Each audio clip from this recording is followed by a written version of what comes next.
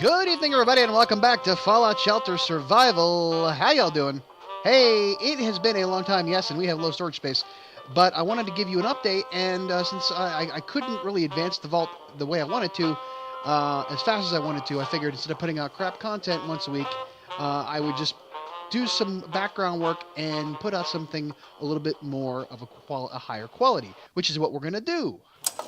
So one of the things you might have noticed is, oh boy, look what's back! The Halloween themes in the dwellings, the residence, the barracks, whatever you want to call them, and the cafeteria. Gotta love them. You gotta love that. This is one of the greatest things that they ever put into the game when they did it. I love the fact that they brought these back every year. And you don't have to craft them; they just appear. One day they're there, but you have to have the maxed out and 3-block location. Otherwise, you cannot do it there. That's why you have to have those. Other thing that's been going on, we got about 9 lunchboxes. We're gonna open those up later because here's what's going down in the lower levels of the vault. We've got the radio center bringing in people, the broadcast room, and they're bringing in folks. We're putting them through the training. We have all of our peeps mostly trained that we got out of that batch of lunchboxes, that 30 or 50 lunchboxes that we opened a long time ago. And we've started to filter them in. Now, you remember, I had a huge problem with power drain. That's because I had all these rooms at the bottom here for inventory purposes, to allow for more dwellers and to allow for more inventory of rataways and stim packs, and also inventory for stuff. But unfortunately, it was creating such a huge drain, and I'll explain that in 1 second. The reason why we had such a big drain was look at all the training rooms we had. In fact, you might notice a little bit of a difference when I had a science room or classroom there, and I moved it. It was from here, where this power room exists. What was going on is that all of these rooms were not getting the full amount of power that they needed, and it was taking forever for people to get trained because they would be wandering around because the power was out. So what happens is if you don't have your folks either producing food, water, or power, they're draining food, water, or power. So you want to make sure that if you're going to do something like this that I did, you want to have a power room central to those locations. Otherwise, these are the rooms that are going to suffer. These are the rooms that were furthest away from a power room in the old configuration. One at the top and one at the bottom. Now I got it centrally located. This helps people get through quicker, and then they can get out of these rooms and into production rooms where they're actually doing us some good. And then it can also allow me to upgrade the weapons factory and the clothing factory, the outfit factory, to make legendary outfits and weapons once I have enough dwellers, because there is a requirement for those. And part of the other thing I suffered with that is because I had that power drain, I had all these extra rooms for storage, I had to get rid of some of them, and that created a problem for me as far as inventory was concerned. So I had to get rid of inventory. Now I have been trying to keep the weaponry and the outfits down to things that aren't really useful to me. Like I want to keep these 4s because those are pretty decent. I want to keep the radiation suits for if we have quests that require them, so I don't have to make them. That takes time. But the junk, you can see I need to manage my junk a little bit better. I try to keep it to like 10, 5, and not actually getting rid of any of the legendary junk, because you want to keep that stuff around because you don't get it that often. So what happens is I end up having to throw away a bunch of stuff I can't use, which sucks for me. But what I ended up doing was, because I can get those rooms upgraded, that means I can start to use that legendary junk. But I need to get more people in. But until I can't keep bringing people in until I have people trained up and ready. And oh my goodness, here we go. We've got a problem. So that's one of the things, is that I wanted to, that it's a vicious cycle. If you don't keep your people powered up and trained, then they won't get out of the rooms quicker, and then you have an issue where that you start to run into the issue where I had, where we ran out of power, you ran out of inventory, you ran out of everything. So you want to keep these things flowing around. So that's why I reorganized all the different rooms. Once I get my peeps done questing, which we will actually talk about questing and give you some tips. I don't think I've actually ever done that before, giving tips on actual, going out into doing the quests. Oh god, this is not good. These people are not doing good. What's happening here? Holy crap, dude. All right, so that's great. Good. We've stopped an incident. Yay. Glad that happened. Okay, moving on. So what we're going to do now is we're going to do a quest, because my peeps have come back in and I can send them out on another Halloween quest. and we will get to the questing part of the operation that I was trying to get done. However, I wanted to say one more thing is that I have these 9 lunchboxes and I have a radio broadcasting room ready to go.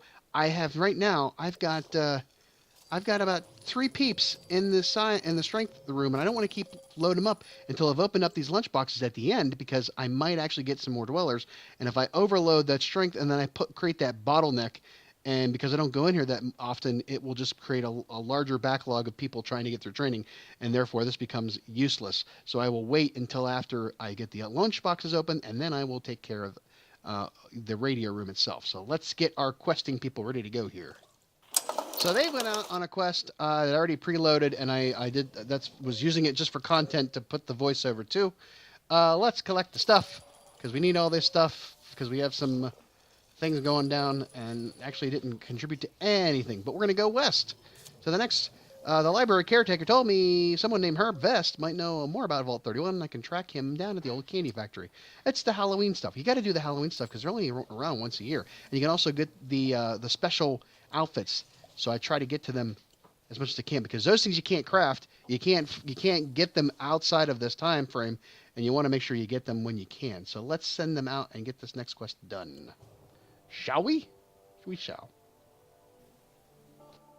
Okay, so we're doing our quests, and we have some specific things that you want to be aware of when you're doing it. So I've come up with about 10 tips to kind of help you sort of maximize your effort and your reward on these quests out there in the wasteland. I'm talking specifically about just quests. We aren't doing a lot of just searching the wasteland because with survival, you can't control what happens to your dweller out there if you don't pay attention, and if they die, they're gone forever. So we don't want to worry about that. We're not going to do that much unless there's a specific need to, which there are quests that you can find. You have to, you find a location. That might be something we want to do later on. But for right now, let's be more worried about what we're doing for these reward quests. So here we go. 10 tips for you as you are going out there. Number 10. Always take the quests that give you lunchboxes or legendary items. For the most part. If you are a completist like I am, you kind of want to do it all, so be it. But once you get to a point in the game when you don't have to worry so much about caps, doing quests aren't that important if there's just a reward of, caps, like the cap run quest, stuff like that. If you want to go get lunchboxes, Nuka-Cola Quantums, dwellers, special outfits, legendary stuff, that's great. Do those ones because those are the ones that most bang for your buck. And, also, just remember, if you haven't really gotten around to doing the holiday ones, you missed them, like the ones for Halloween or Christmas or Thanksgiving or Labor Day or whatever it is, don't worry because I found out the second year I played that they bring them back around, so you can always do them again, especially if you are not ready to do quests just yet. If you're still just starting out in the game and you don't have that ability, don't worry. Number 9.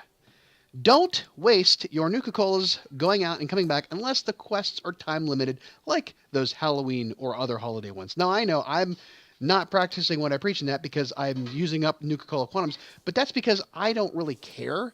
I want to get out there, record, and get back. It's not just about me doing long-term playing of the game and strategy. It's just about me recording content for the most part. So I don't really use Nuka-Cola Quantums otherwise. So I just get them and dump them if I can. But for you, take the time. If it's gonna be like a 3-day and you want to get done, by all means, if you want to use your Nuka-Cola Quantums, go for it. But it's kind of a waste to do that. You don't get enough out there you get maybe 2 or 3 at most from a quest. You get more from lunchboxes, and those aren't always a given. So I would suggest holding on to them and just ride it out.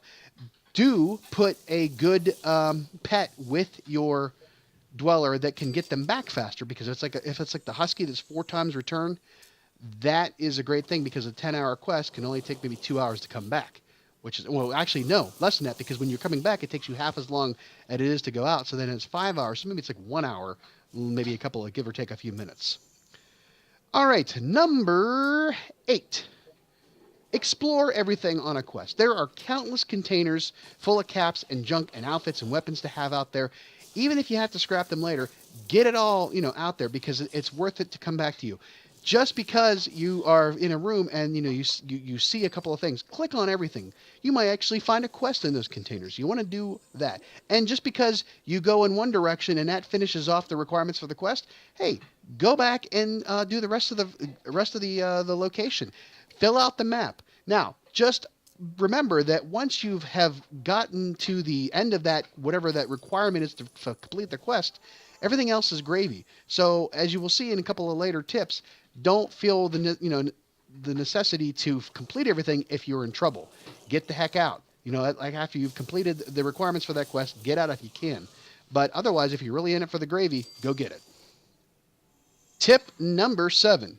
Choose your best dwellers. Have them fully trained in all of their specials, have them leveled up as high as you can get, and have them fully kitted out in the best weaponry and outfits. Now, make sure that when you do send a trio out, if you're sending out a trio, make sure they are all of similar leveled up and of similar levels and similar specials, because it scales. The enemies are scaled to you, except I believe in the case of certain quests that are kind of specific towards certain ideas.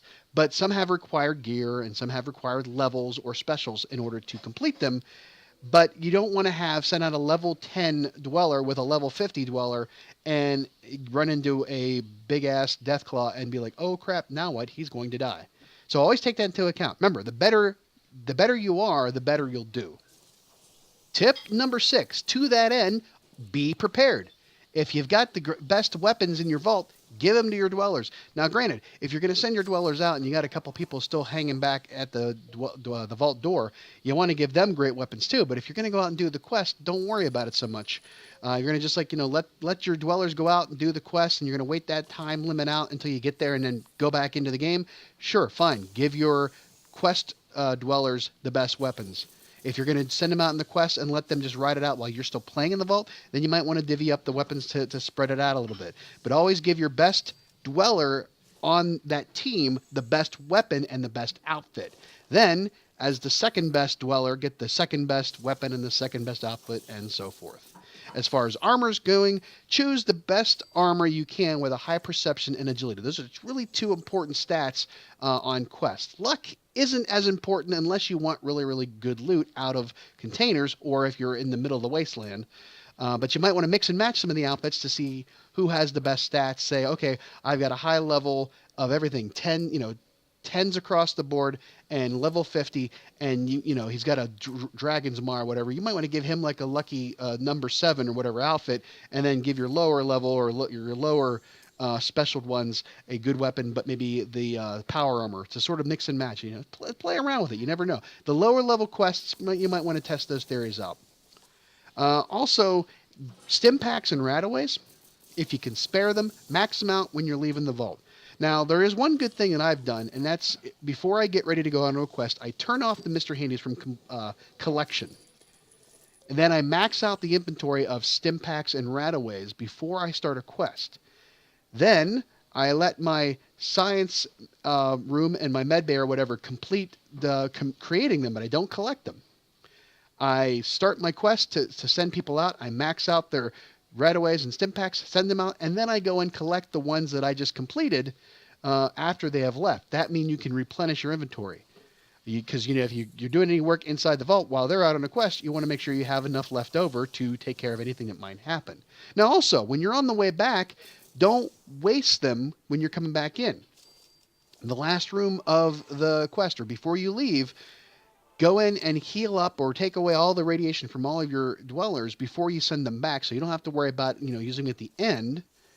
And then leave some inventory space while they're coming back in your vault for any leftovers, because once they come back into the vault, anything they have on them, including stim packs or rataways, get absorbed back into your inventory, and if you don't have any room for them, they're wasted. And those are precious things in earlier parts of the game, so you want to make sure you do that correctly. Tip number 5, mind your specials.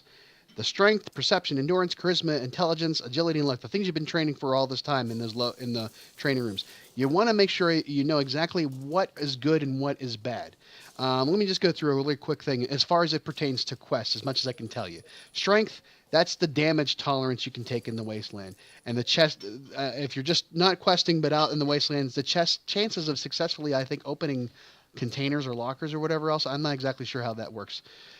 Perception is a really good one, because that slows down that critical hit, that cross, that yellow ever expanding and ever contracting circle on when you have a critical hit.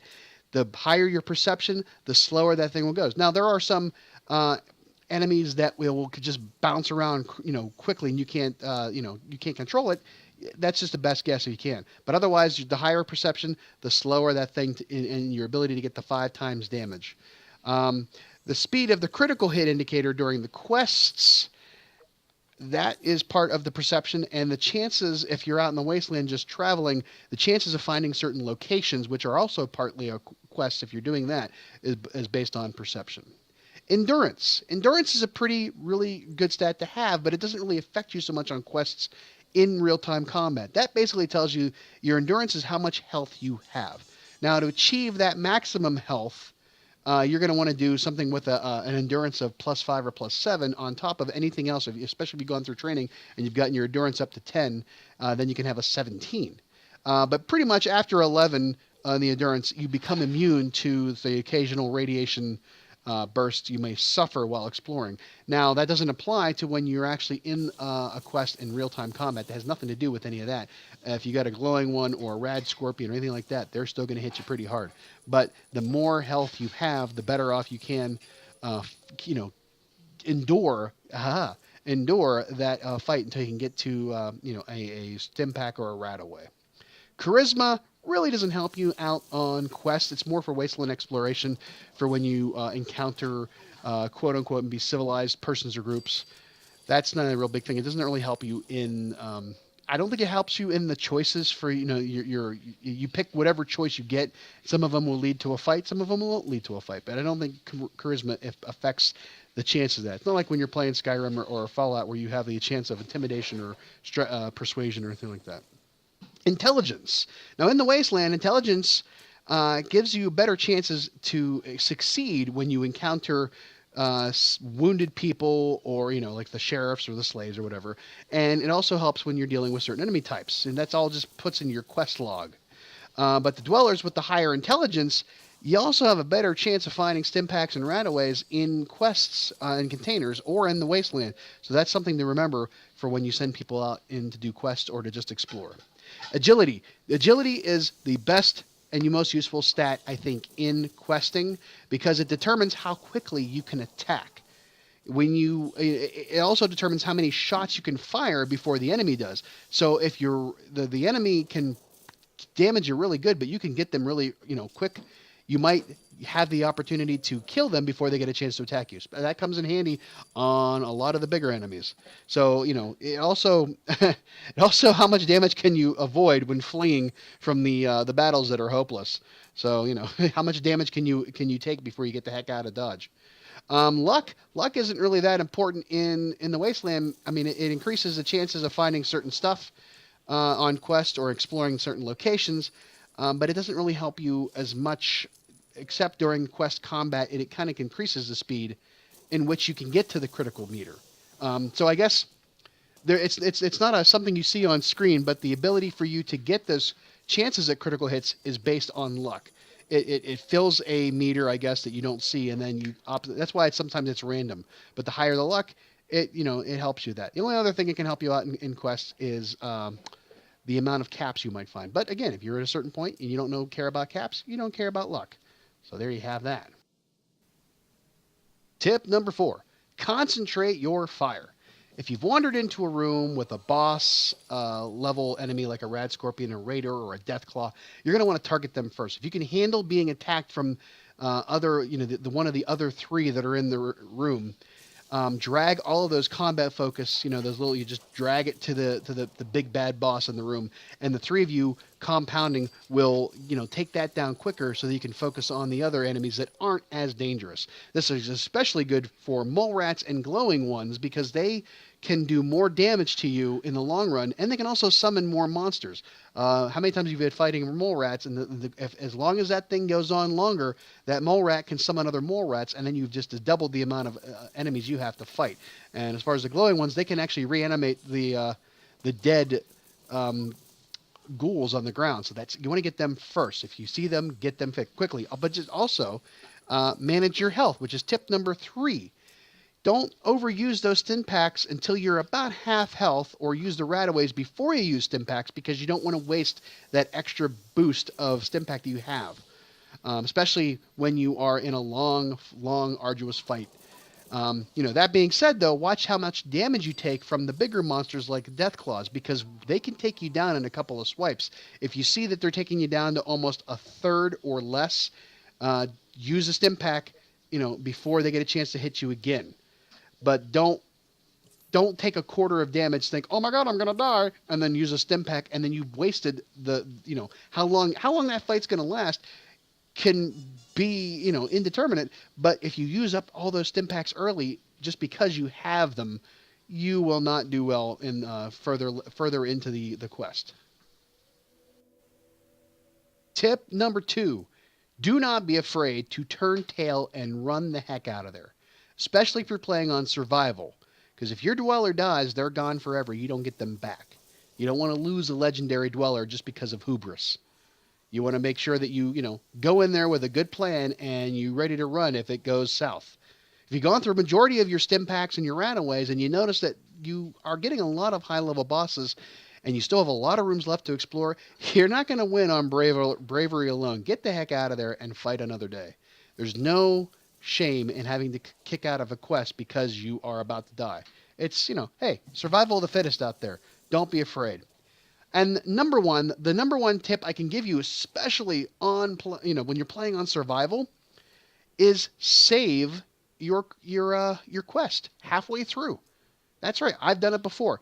Factory Floor of Fear was a big, huge failure for me. I actually lost a lot of my people, but I made a backup of the save file before I went and did it, so I could get back and not lose it. And I tried, I went through and I said, oh, we're not doing well, we're going to run. So I was able to keep the quest open and not lose any dwellers. I've shown you how to do it before, but before you start a quest, maybe go in, save the game, get out of it, go into the file folder that has your vault saves in it, especially on PC, it's a lot easier to do. Copy those to a separate folder somewhere else so that you can go put them back in later on. And when you're in a quest, take some time when you're in an elevator room or a room that's already been finished, go into the gear, save it, and then go move those files over again.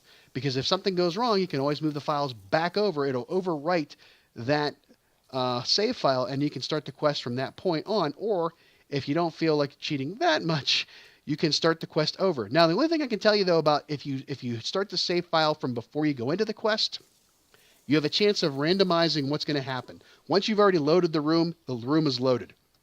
If you haven't loaded the rooms for that quest, it can randomly give you different things. And that may be better for you, especially on those quests that, like the Factory Floor of Fear, you don't want to have, like, there might be a certain combination of the types of bosses you get. One might be easier than another. I've done it in other games too. You have different, they roll you a different set of stats for who's going to attack you. So that's something to do. Hey, listen, you're playing on survival. Dwellers are going to die. I mean, if you want to be tough it out and take the lumps of losing somebody, fine. But if you're like me and you're a coward, you're going to want to save those files, keep them backed up somewhere else so you can always go back in later. I do that every time I play. I always back up those save files in case something should go horribly wrong and I need to restart from a certain point. It's just like a save game and anything else. I know it's not as easy to do on the mobile devices, but it is possible, and I do have videos on how to do that. Maybe I'll put a link to that in the description on how to do those. I don't know. There's a couple of years old. They might not be relevant anymore. Who knows? And that is all 10 tips for being out on quests, and we are going to go back into the vault and do a couple things before we finish up. Okay, all of our people are back, and we're going to bring them in after we get rid of their crap. Come on in. Come on in. Come on in. They got some stuff to bring in. And you might notice some things have even changed further. I'm doing some redecorating around the vault. We've got a new barracks room up here. I got rid of the one down below, down at the bottom. We're starting to fill out the edges of our vault. I've moved my cafeteria over here. That's done. And I've also got a new water room where the cafeteria used to be, and I put this over here. We will get more into that in a later episode as we get to fully start to flesh out more of the vault. But for now, we got some things to do. What do we got going on other than that? Just clearing all this stuff up. What do we got in the way of inventory? No, we need some more stuff. Boom. How about we bring some people? How about we open up these lunch boxes and get that done? All right, and it's not actually all 9 lunch boxes. There's a pet carrier in there as well. So what did we get? We got a pet. We got a kitty. What did we get? It is a Misty, plus 66% health. All right, let's open up the rest of these lunch boxes and see what else we get. We've got an enhanced sniper rifle. We've got caps, which we could use because I spent a hell of a lot of caps on other stuff. Water, glove. Caps. Caps. Well, I got caps. I got something we're gonna throw away. Oh, something big. Giddy up, buttercup. Yeah. Power. And Christopher Morgan. Hello. Oh no, he's not so old. Hello, I'm Christopher Morgan. How are you? All right, that's cool. What else we got? Something big. Yowga hide. Agent Provocateur. Caps. Stim pack. And more caps. This is why I did all my stuff before we opened up these boxes so I could get some more caps. Caps, a ghost costume. That's awesome. That's great. 50 food as we'll eat. Globe junk. Caps. More caps. What else? We got a hunting rifle. We got caps. We got wonder glue. We got food. Ooh, what is it? A relentless raider sword, 16 to 28. That's not a bad weapon. That'll come in handy. That will come in handy. Alrighty then, caps. And a skeleton costume. Oh, awesome. Skeleton, water, globe, another globe, and a rusty fat man. Awesome. That is kick-ass. Sea bass. Crappy weapon, we'll throw it away. Baseball glove, right away. And legendary Merv. Awesome possum. Somebody go and get that one. Somebody getting that big old beast. And caps. And what else? Yaga hide and another skeleton costume. And stim pack. And another guided fat man. We cleaned up this round on the lunch boxes. Woohoo! And because of that, we got a feral ghoul attack. But not a problem. We've got a special setup on our stuff. Now they're going to run through the top.